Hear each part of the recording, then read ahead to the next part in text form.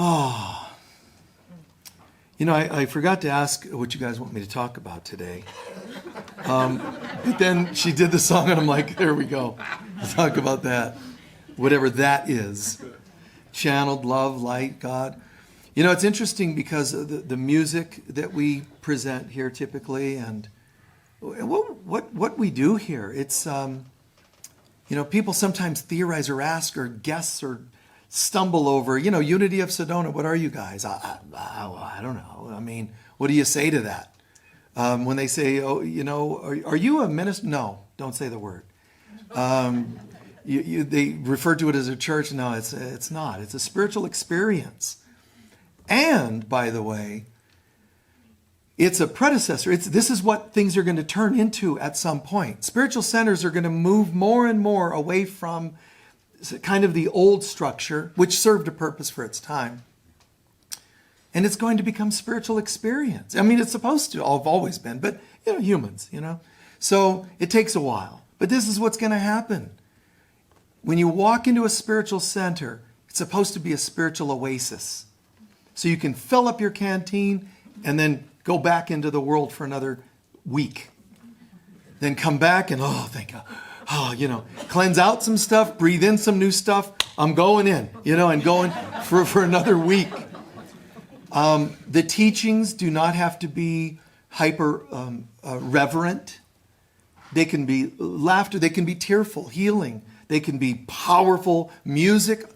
Any and all of that is kind of what we do here. I mean, and I've mentioned it before. We have people who say, I went and listened to Unity of Sedona, and wow, I mean, people will commonly say they sang a song or played a song or did a talk or the meditation was exactly what my mind was on that week. Like strikingly, accurately, exactly what they needed or what their mind was on. And they sometimes get freaked out about it. Why would you get freaked out about it? I mean, haven't you ever gone to a psychic and they kind of knew something? Why would you go to a psychic and say, tell me something totally irrelevant, and inaccurate? That wouldn't make any sense. So why would you come here and not, it's weird. Why would you come here and expect to not have us tuned in? That a song would be just that song, and why that selection? And that reminded me of a grandmother of mine who just passed away. What a strange coincidence. It's not. It's getting lined up. It's synchronicity that goes like this. Wham, bam. Thank you, ma'am. It's completely like, you've got to be kidding me. It hit me coming and going. That's how it's supposed to be. So, and every so often people do, because that's the human mind. They start guessing, thinking. Michael, wow, you must have read a lot. No. You must have this. No. I bet you're this sign of the zodiac. No. It's like they try to just pin humans. They try to pin, what are we, some sort of spiritual pin the tail on the donkey? No, just let it go. This is God and what life's supposed to look like. People are supposed to know each other and each other's needs. Every counselor you ever go to should know you, should know what you need. Really. And if not, give them permission to open up to a more intuitive side of themselves. A God side. And if they say, oh, no, we don't do that, we're not allowed, get a different counselor. Which is because, and there's nothing wrong with them, don't hate them. Let them work with other people that don't really want to know anything. If you don't like what I'm saying, I'm channeling it. Blame somebody else. So, and people will say, wow, that was an amazing talk. You remind me of this spiritual center over in Los Angeles. I said, don't say it. No. We're not like in anything other than God. There you go. Great counselors, don't pin them into something. My counselor must have gone to a good school. No, your counselor's just good if they decide to channel spirit in your counseling sessions. Give people real credit instead of they've read books or intellectual stuff. If you have a wonderful partner, that's an amazing, incredible experience. Give thanks every day because you could have thinkers as partners. You know, and all the, they just end up thunkers. You know, it's just like, it gets old at some point. Feelers, tune in, people love. Like, this is amazing what we've got, and I'm grateful for it all the time. I've never come to a Sunday service going, you know, gotta talk about something. It fills me up too. This is an amazing experience, but more and more of this is coming to the world. You know, if you look at let's say mythology, it's an amazing thing because there's this concept of seemingly what we could call separation. A Course in Miracles calls it that. So Christ consciousness teaches us this.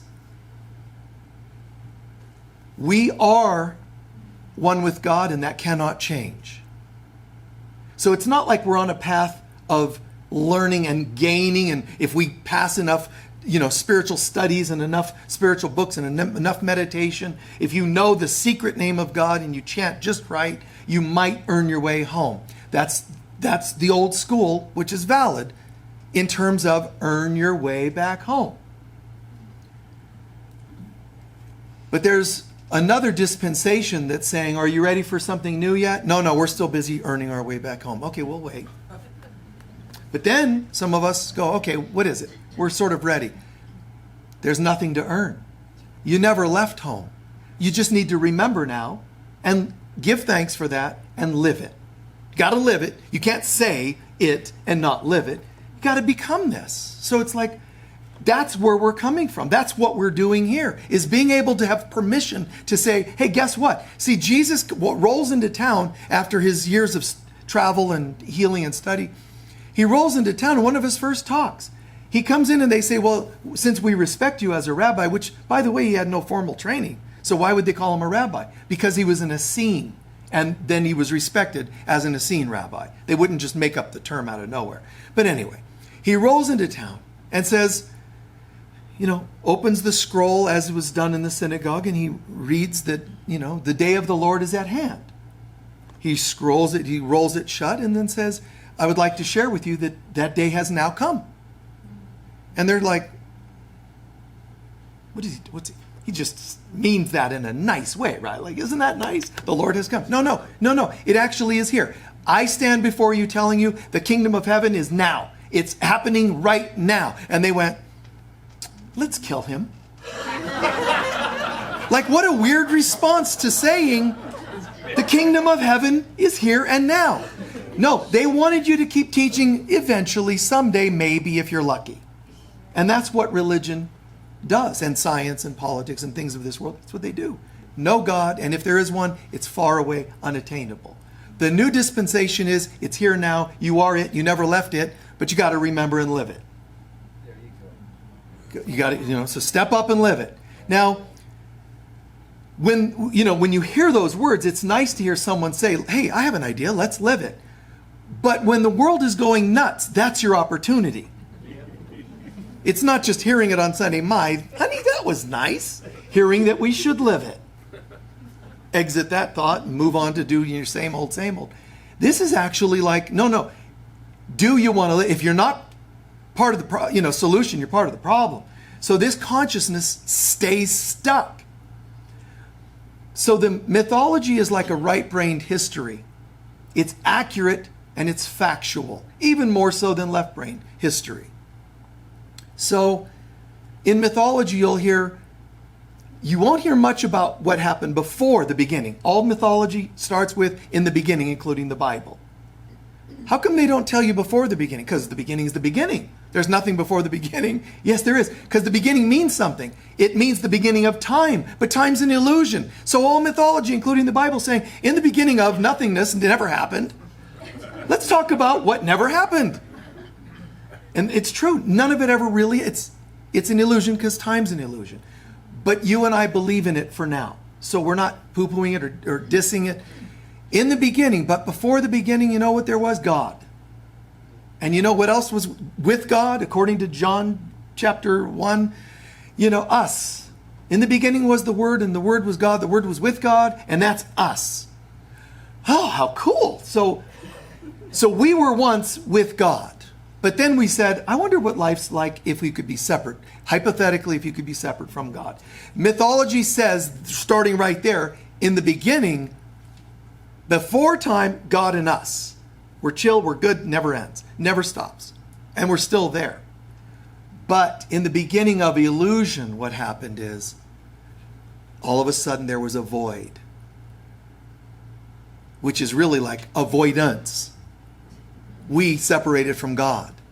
Which is also love, peace, joy, and abundance. Which means now you have a world that you're going to fabricate that doesn't have love, peace, joy, oneness, abundance, and so on. You're going to have conflict, Republicans and Democrats, different news stations, pandemics, arguments, all kinds of things. All kinds of things. So you're going to have stuff. Some seeming niceties. What about romance? Well, here's how romance rolls out here. Romance is very simple. All of your romantic experiences either depict separation or oneness. Every argument is the separation all over again. So what people do is they feel separate, so they figure if I get a relationship, it completes me. There's songs about it, movies with that statement, but nothing can complete you except yourself, your remembrance of who you are, because you're an autonomous whole being.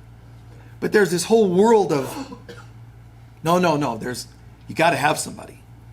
You're not complete if you haven't had children. You're not complete if you don't have a partner. You're not complete. Where did you get this information? It's all part of the negative version of the myth. So in the beginning of time, there's a void, which means suddenly we scratched our heads and wondered if there's something other than God. That's the void. Then it says, out of the void came chaos. Does chaos sound like a really nurturing word? Does it make you read the scriptures and myths and go, oh, God, if only we could get back to chaos? You have it. Chaos. So chaos, what do you think chaos is? Before the beginning of time, you know what you had? You had core spiritual forces called feelings. Those feelings are known as love, peace, joy. Before time began, we had core spiritual forces. Remember those words. Because mythology tells you after the beginning of time, you had what's called primordial forces. Not spiritual forces. Primordial forces. And primordial forces became pseudo-versions, quasi-versions of love, peace, oneness. Is that making sense? You had the new version of these, but they're not the God spiritual forces. They're primal. And they're attempts to sort of manufacture something new. You had oneness of heaven, all of a sudden you had a material universe. But you know what's amazing about all this? Is the whole womb, this whole universe that explodes and is this vast thing we call the universe. And it's, expanding, ever expanding. All it is the womb of the Divine Mother. It's just the womb of the Divine Mother. So the Father aspect of God sits in heaven with the mother and the child, us. The children say, I wonder what life's like if I'm not part of that family. I don't know about you, but I did that when I was a kid. God, I wish I wasn't part of this family, and wondered what it would be like to have normal. So what we said was, I wonder what life would be like outside of this. And we started creating the Big Bang and separation from God. So perfect heaven, suddenly we go through a portal into a universe that's starting to be created. But in one split second, as soon as it starts to explode, the mother aspect of God said, I'll be back, honey. I'm going to go take care of the kids. She flew into the thing we started creating, and she became the membrane wrapping around that whole experience. No matter where you go, I am. And I'll always be mirroring to you your beliefs. If you have a good day, that's me, your mother, mirroring to you that you started having good thoughts, healthy thoughts, beliefs in your value. However, there's days when you forget your value and you're all tormented. I will also be that and mirror that for you. We turn her into something wicked. We say, the Lord, masculine father, giveth and the mother taketh away. She gets a bum rap. She's like, I'm not doing anything except mirroring. So today, you chose to know who you are, and so it is. Today, you want to forget who you are, and so it is. And we blame her. The perfect divine mother. You can yell, scream, doubt. You can claim you don't believe in her. She's still just chilling, just holding space. You're just shadow boxing. And she becomes the image of our chaos in life. She becomes Gaia, not just the earth Gaia. Before there's Gaia, the earth, Gaia is a concept of matter. So she's mirroring one of the first things that this force called chaos, the void and chaos, give birth to Gaia. Gaia means matter. So the mother's now, we call the mother your mommy at home, but it's not, it's more. What about Mother Earth? It's more. It's the mother depicted in matter. And she's holding space and reflecting this to us. And she's known as a primordial force as Gaia. She eventually becomes a goddess called Gaia, and then eventually a planet called Gaia, and eventually your mother. You see what I'm saying with all that? Down, down, down, down, till it becomes this little human being. Now, if you're getting what I'm saying there about how your mommy takes up a few feet of space, but Gaia as a concept is the mother, absolute love, the Holy Spirit of God, as she's also known as, is this whole universe, and even that is only this much of her. The mother is so absolute, it's beyond human comprehension. Not even close can the human mind grasp it. She's holding this beautiful, perfect space. When you pray and you think you're, praying to God, the Father is of heaven. You're really asking the mother, without knowing it, to help you. Because the mother is the hands and, just like the stereotype where dad went to work and mommy took care of the kids at home. That concept is kind of similar. She's the perfect caring aspect of God. Not better than, worse than, lesser than, greater than, the father aspect, because really there's no gender in reality. But this mother aspect of God, oh my God, this perfect love. Seek first the kingdom of heaven meant what? Seek first the consciousness of God. Who do you think's going to give you that? It was given to you in the beginning when we were created. But we gave it up. We signed a contract, power of attorney over to the human ego and said, I'm going to sign over my value, my identity, the remembrance of who I am. And that's the day the ego was created. However, when we say, I want to be born again, I want to reach nirvana, all the fancy terminology, every bit of good, when you call yourself born again, or the Christ self, every bit of good that can enter your life comes through the mother. She's the magic that brings it about, but you have to choose it. Like an inception of a baby, the mother will birth the child, but there's got to be a conception, as it were. So when I have a concept, I want to change my life. I'm ready to improve my life. Just even if you think a little, or even if you're going, I'm going to step into a 12-step program. The mother is that program, the 12-step program, holding space for you. She's going to be your sponsor. She's going to be every positive element of it. And you're going to work real hard at the program, and you're going to stay out of trouble, and you're going to get clean and sober. We're divine beings. This is just how we do it for now. Anytime you have a day where you go, God, I'm starting the day and I just feel good. That's the good that comes from the great that you've done, changing your life. That's where you get to see the mother saying, honey, I've been working with this and look what I got for you. I've been saving up some money and look, Merry Christmas. And that's having a good day. But you have to have participated.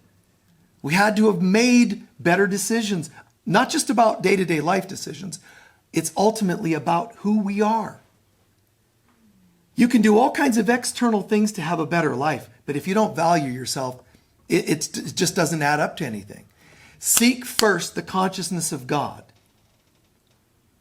Now, if you just only know that sentence, you're going to keep seeking. What about finding?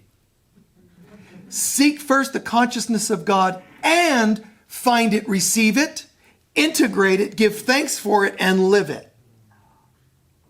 Just a few things. Just a few, but it's not that complicated. Why would you read any book that you decided not to retain at all? God, I just read the most powerful book about something or other. I don't know what it was. It doesn't make sense. Why not read something that will make a difference? Why meditate if you come back as the same person that went into meditation? Why pray if you want no change? This is very typical for humans, though. I don't really want to change, but I'm going to pray to something. In case there's something on the other side if I die. I just want to have some, good connection there. Hey, remember me? I used to pray. I don't actually, because you prayed, but you never showed up. So you can go back to La La Land, reincarnate or whatever. So instead, it's about seek first the consciousness of God. When you pray, seek the consciousness of God. Don't pray to, don't even sing to things and leave it flat. Reach to it and receive it. Oh, I received it. Is that where I stop? No. Go ahead and give thanks for it too. Why do I have to give thanks? It's God. Doesn't it know I'm grateful? You don't. Giving thanks means, and I own this. It locks it in. I pray, I breathe in what I've prayed for, give thanks, and it locks it in. It's fantastic. But even locking it in, it can start to fade unless I live it and share it with others. Otherwise, I'm walking around going, God, I breathe in the presence all the time. I don't know about you morons, but I am amazing. I'm just amazing. Sucks to be you, but look at me. Wow. See, what good is that? You can be wearing your finest and somebody's stuck in the mud, spinning their tires. You look at I've done this before. I was at a conference once, cool, wearing my Christy white outfit, Yeah, it was amazing. I was just wonderful and all white, glowy. And I'm looking at this conference, and I kind of laughed to myself, because this is like 30 years ago. I wore white pants traditionally, and I had a white shirt, whatever, and I went and helped this person, and as I'm pushing their car out of the mud as best I could, get him out of the mud, and when the mud's going splattering me, I kind of thought, crap, but I also laughed. I washed those pants, they never came clean, and there were little black spots here and there on them, and I still wore them for a little while after, but I could always still see these little black dots where mud was, and it's kind of funny. Because whatever we think of ourselves in an arrogant, silly way, and I'm being facetious, I didn't walk around going, man, I'm amazing. I'm just making fun of it, saying, no matter what you think you look like, or your money, or your pocketbook, look at what I have in my account.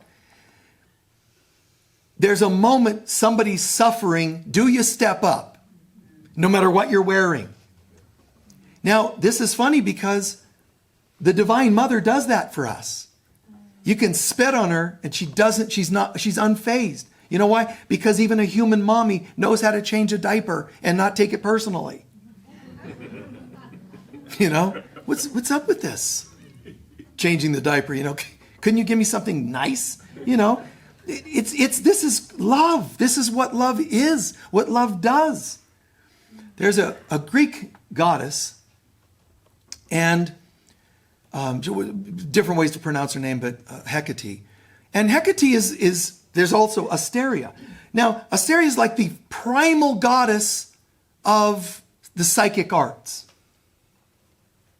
And then second to her comes Hecate.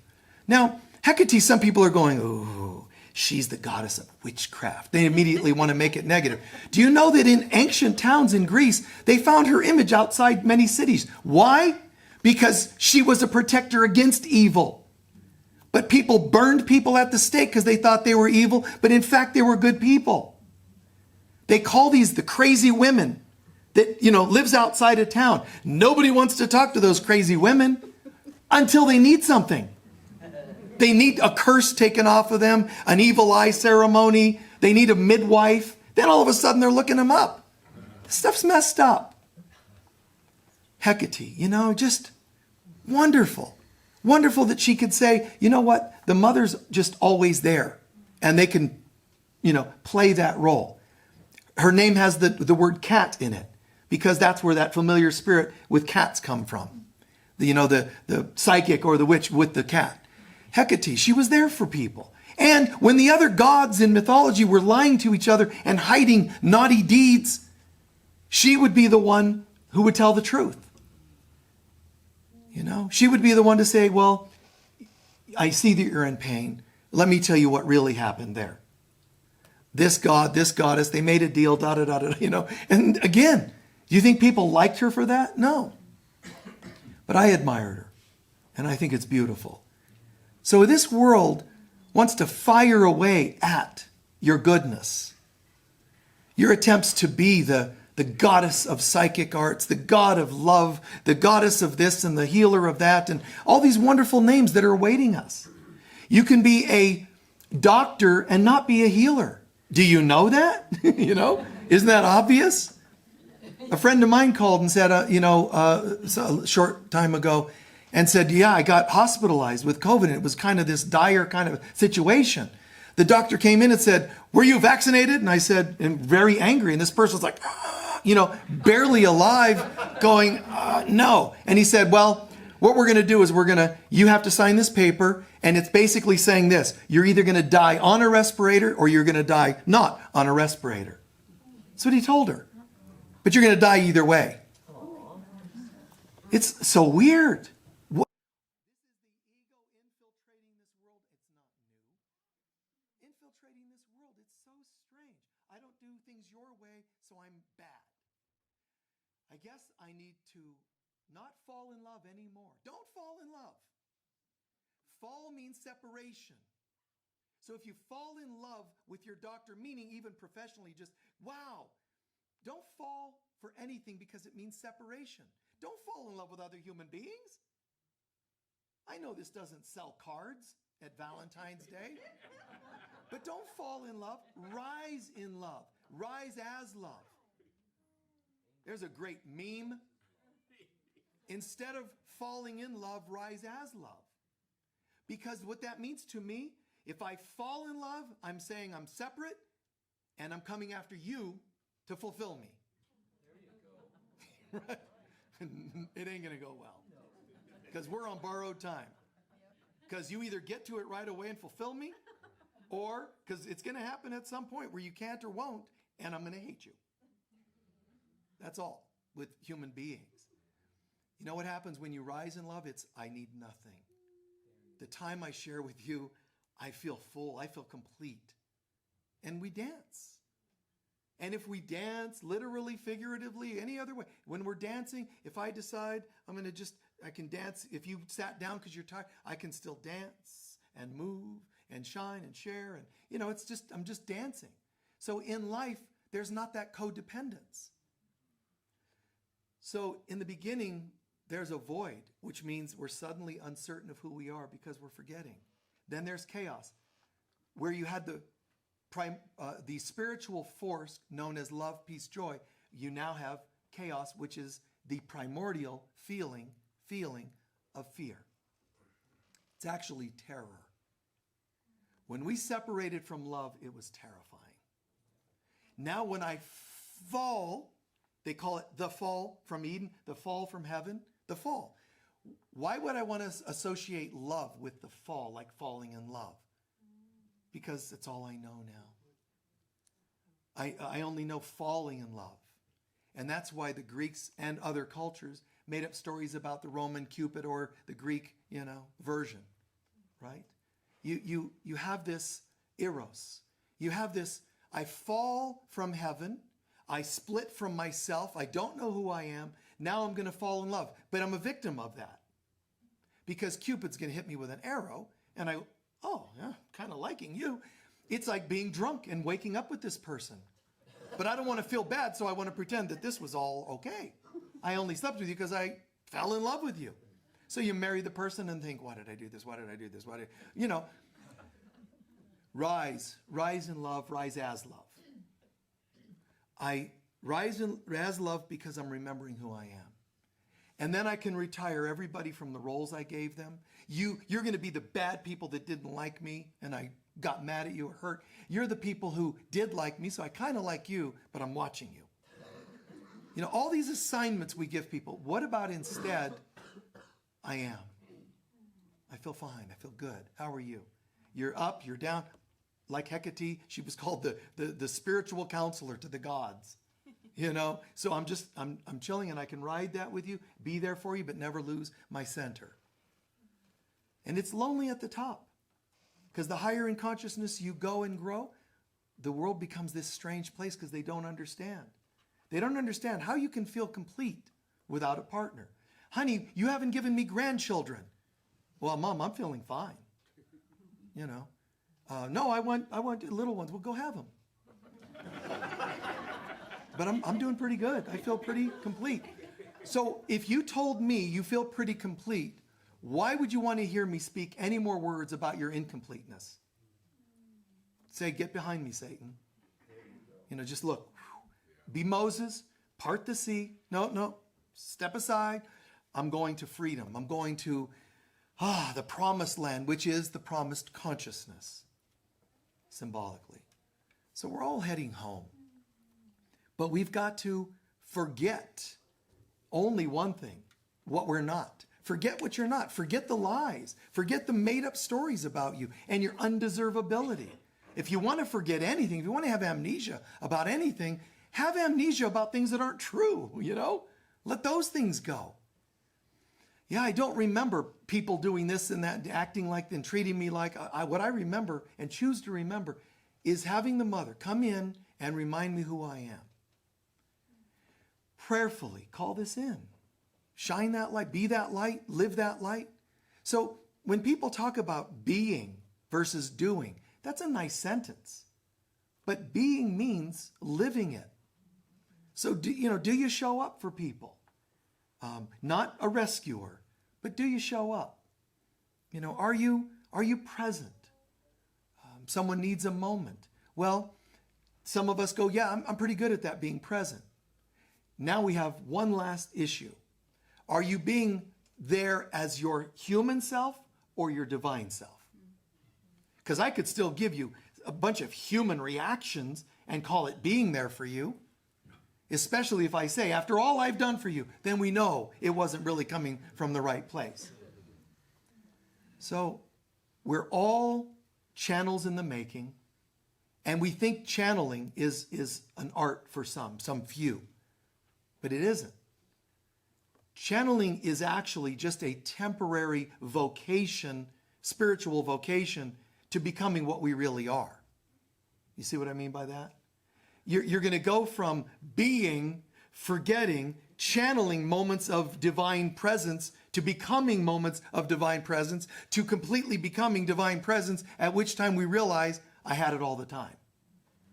But channeling is the vehicle that gets us there in little moments.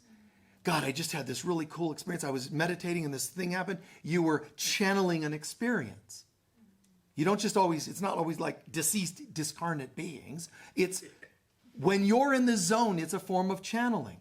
You could say when you're totally out of the zone, it's a form of channeling. But you're channeling, funneling garbage down into this world. It's supposed to be like this. If you flip the funnel over and the top is only this wide and the garbage is this wide, you have a problem. Yeah, I'm channeling. Yes, I can tell. Wow. Lots of collateral damage. When you flip it, there's very little me, little ego self, personality, personal self. And there's this. And it's incredible.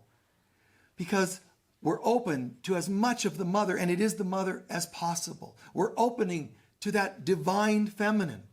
When people talk about the divine feminine being a movement of women hating men, they have no clue of what divine feminine is. Yeah, divine feminine. I hate men. You're just an angry woman. That's got nothing to do with divine. You're not even feminine. That's nothing to do with divine nor feminine. You're just an angry person. Truly. And, and if you get angry at me saying that, then you're one of them. Divine, feminine. It means divine, and it means coming through me in my feminine aspects, which could be a man or a woman. But the divine feminine really means that frequency, Ave Maria. That frequency, Divine Mother. That frequency of being able to channel immaculately. Do you give birth immaculately? It means pure, the word. Have you ever given Immaculate Conception? Well, of course not. Why? Well, because Mother Mary did that. No.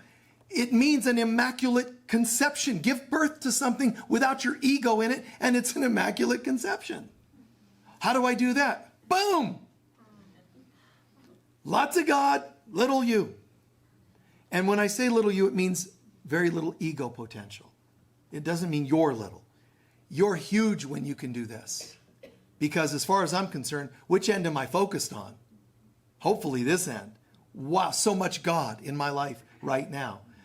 Down here, it's not belittled or little, the tip of the funnel. This is simply a symbol of this is the form it takes right now. I'm doing a counseling session, lots of God, and here's the wording I'm using. It doesn't mean small, belittled. It means that's the form it took right now. And then another question you have, here we go again. A talk on a Sunday, here we go again. Somebody's wanting some healing work. It's just this constant symbol, which is why we learn. The symbol really of the divine feminine, which is seen in so many cultures, is this symbol right here. You'll see images, natives out on the cliff somewhere, standing like this. This is the symbol that says, not me, but you.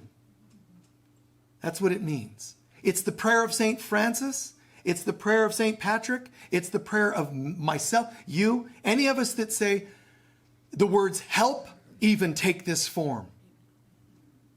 But help means what? I'm open. I believe. Help me.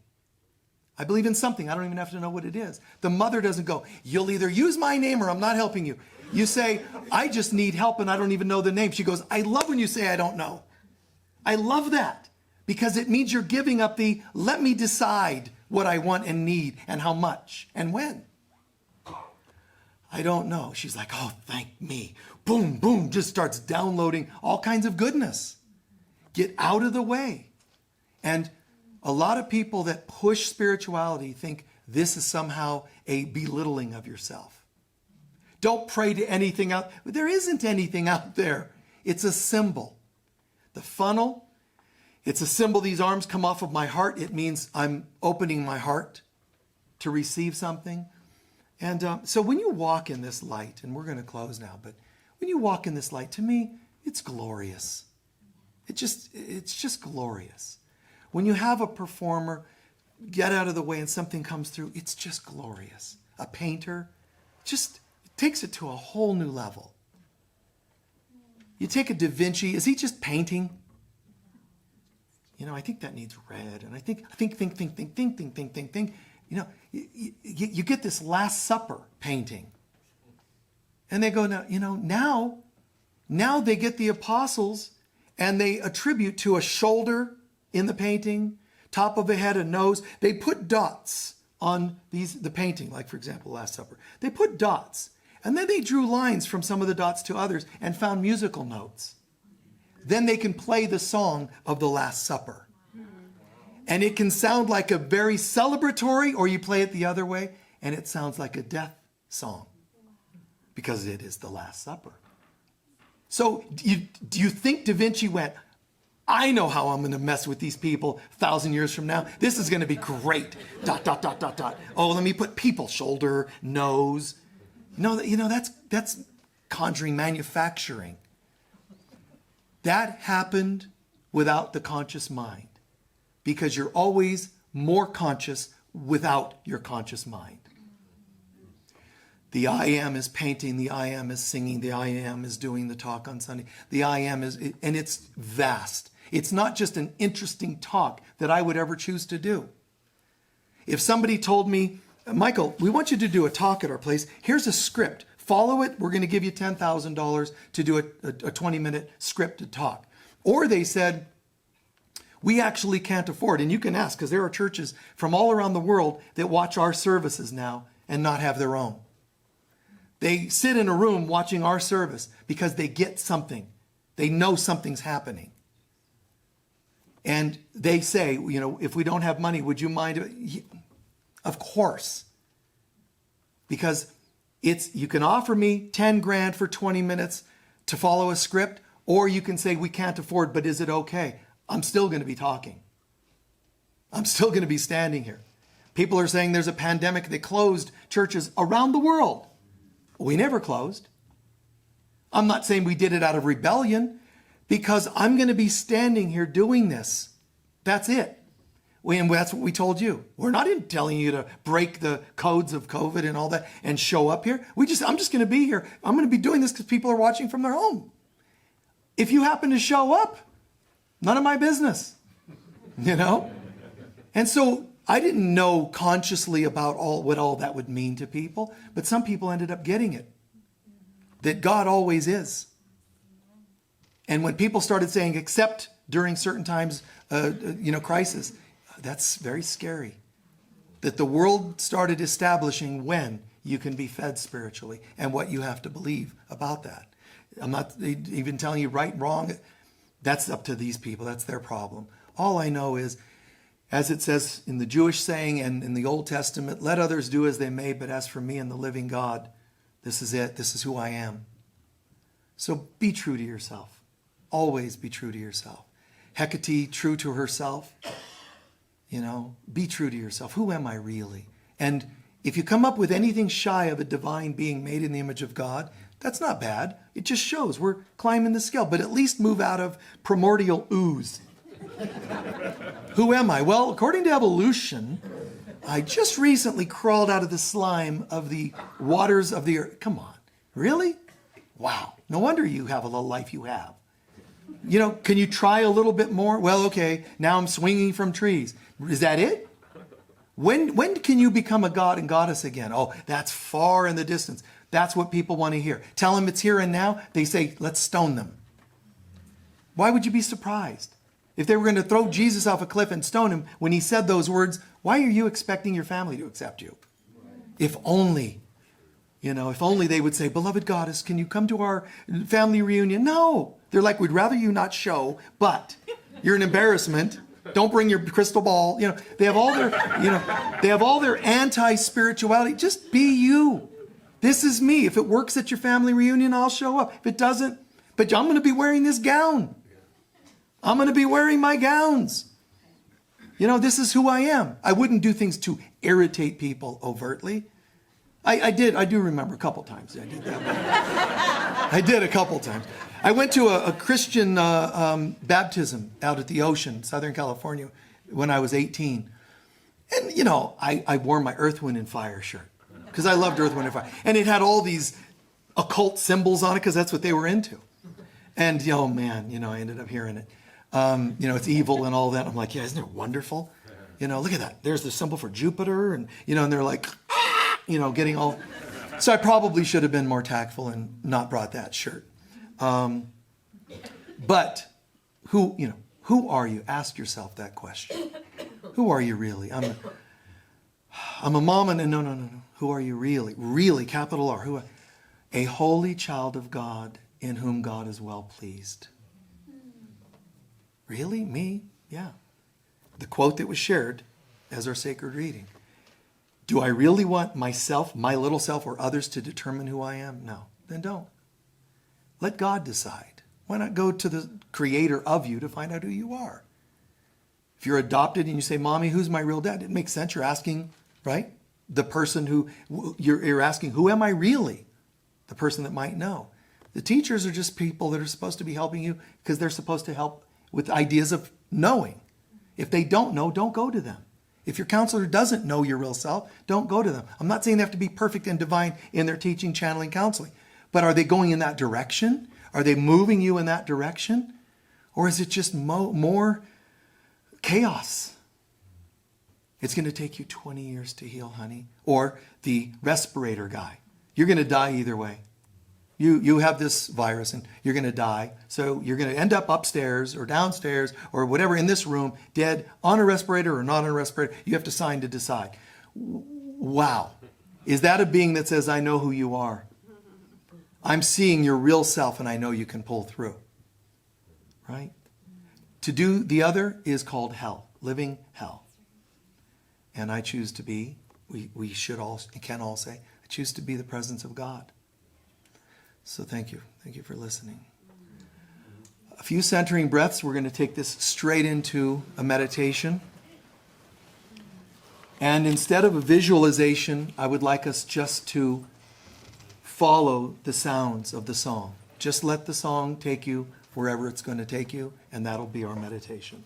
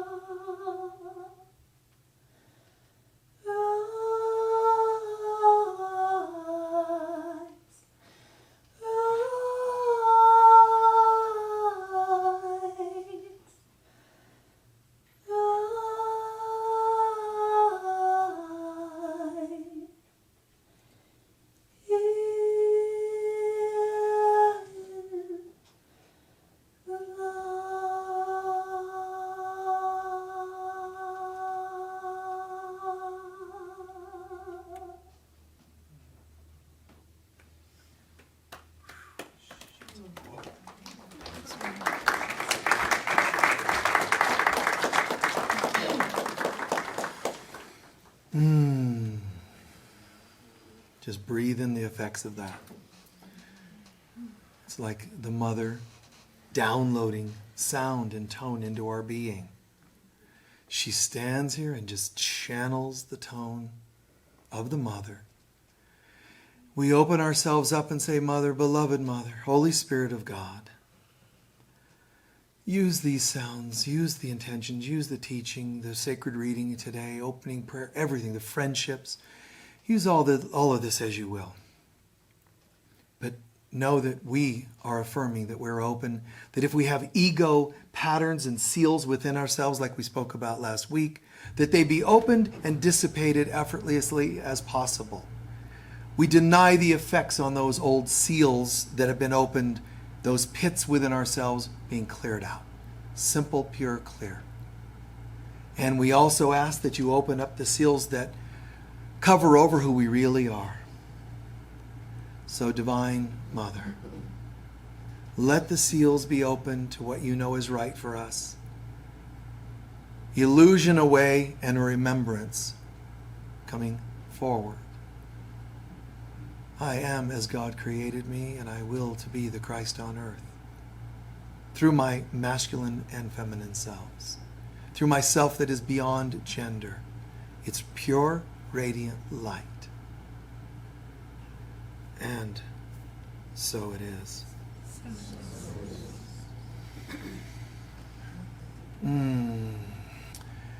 Thank you. Let's please rise for our closing. The closing prayer is posted online and it's on your bulletins.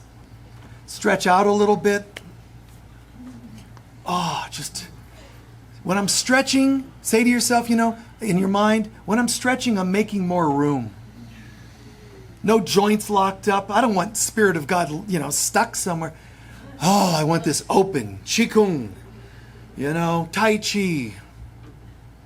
Okay? Chi latte or whatever you folks are into. Just the presence of God. The light of God surrounds us. We are the light of God. The love of God enfolds us. We are the love of God. The power of God protects us. We are the power of God. And the presence of God watches over us. We are the presence of God. Wherever we go, God is, I am, we are. So it is. Hold for 1 sec. Hold for 1 sec. Listen to how loud that was. Listen how certain everybody was when they said it. There was an added amount of well, of course. There's no begging. The last few lines one more time.